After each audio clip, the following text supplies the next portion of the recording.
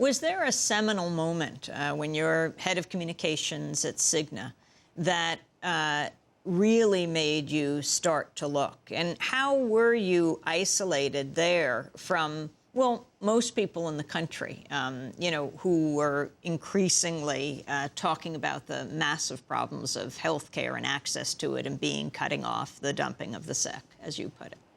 I was very isolated, along with most insurance company executives who deal with numbers all the time, profit margins and medical loss ratios and earnings per share and how many millions of members you have or things like that. They're just numbers.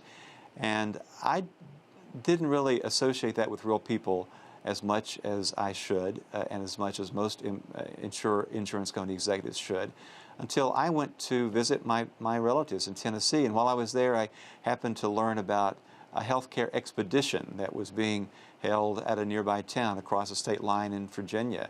And I was intrigued. I borrowed my dad's car and drove up to Wise County to see what was going on there. And this expedition was being held at the Wise County Fairgrounds, and it was being put on by this group called Remote Area Medical that got its start several years ago, taking volunteer doctors from this country to remote villages in South America where people really don't have any access to medical care. The founder realized pretty soon, though, that the need in this country is very, very great. And he started holding similar expeditions in rural communities throughout the country. And this one was nearby. I decided to check it out. I didn't have any idea what to expect, but when I walked through the fairground gates, it was just absolutely overwhelming. What I saw were people who were lined up. It was raining that day. They were lined up in the rain by the hundreds, waiting to get care that was being donated by doctors and nurses and dentists and other caregivers. And they were being treated in animal stalls. Volunteers had come to disinfect the animal stalls.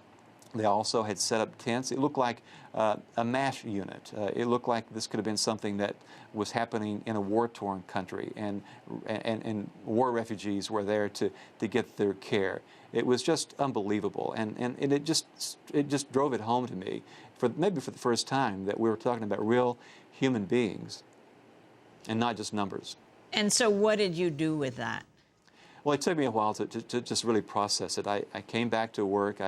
I knew at that time that I couldn't continue doing what I was doing. It just didn't seem like it was ethically the right thing for me to do.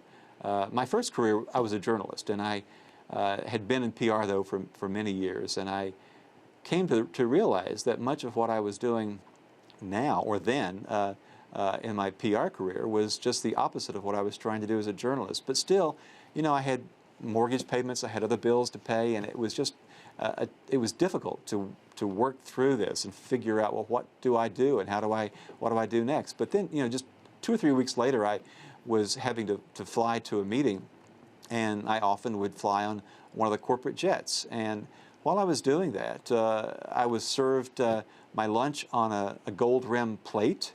Was given gold-plated flatware to eat my lunch. I was sitting in a very spacious and luxurious leather chair. And it just dawned on me for the first time. I'd done this many times, but because of the Wise County experience, I just realized for the first time that someone's premiums were helping me to travel that way and were paying for my lunch on gold-trimmed china.